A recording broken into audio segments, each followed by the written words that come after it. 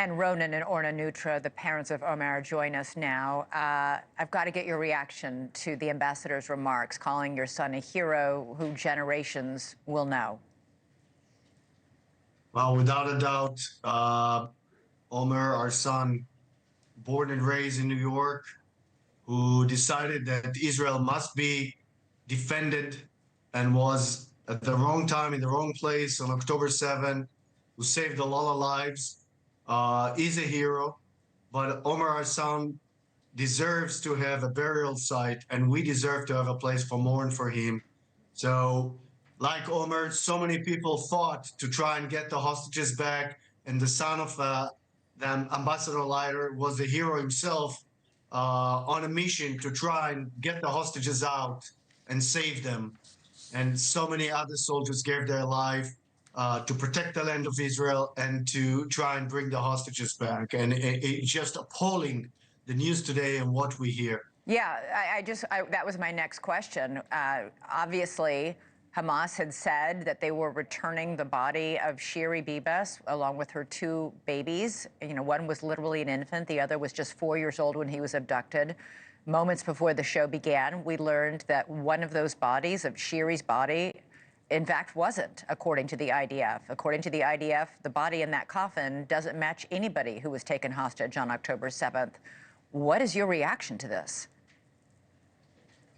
You know, Elizabeth, my stomach is turning. Really, you can't make this up. The level of evil and cruelty that they're demonstrating. You know, not enough to murder a woman and her two babies, to hold them hostage for such a long time, keeping the family in the dark, and then to return a different person altogether. Who knows what happened to Shiri right now? It's just, the human dictionary doesn't have words for all of these twists and turns and these horrendous news that are coming in. Well, it raises, I mean, obviously, the IDF is furious and is accusing Hamas of breaking whatever agreement and fragile peace deal has been established. We don't know yet. Was this a mistake? Was this deliberate? Is she alive? Is she dead? It just opens a whole nother set of questions, each one of them incredibly gut-wrenching to consider. Elizabeth, this is just another act in a series of terrorist psychological acts that Hamas is putting on us. So you think it was deliberate? I don't know. Of course, we don't know yet. But for 503 days, we are waiting to get our son back. And this is a form of terrorism unknown to man.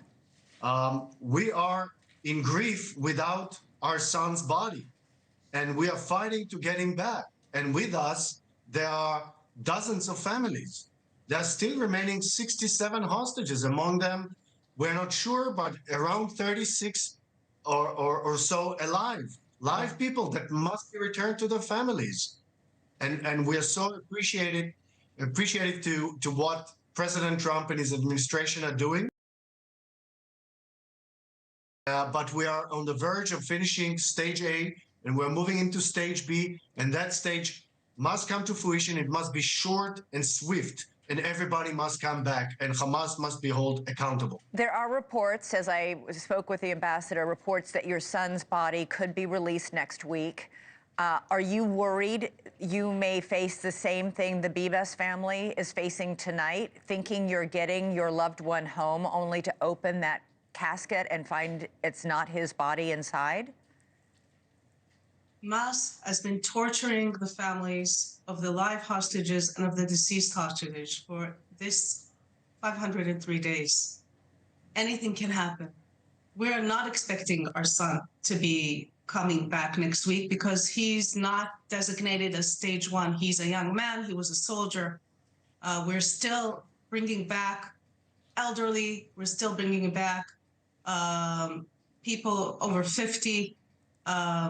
So we're not expecting him to be brought back, but even more so, you know, we're, like Ronen said, you know, we're just in the beginning, on the verge of talking and discussions about phase 2. We're not even there yet. Yeah. And this is against every, humanitarian or religious value, including Islam, to be holding on to bodies of the deceased, and the disgrace in the way that they paraded them today, as you mentioned yourself. The UN condemned it as well. So they're doing everything to torture the families. And, you know, we have to make sure that they pay for it, that they bring them back and they pay for it. Yeah. Ronen and Orna, thank you so much. Thanks so much for watching. Go to joinnn.com to find NewsNation on your television provider. And don't forget to click the red subscribe button below to get more of NewsNation's fact-driven, unbiased coverage.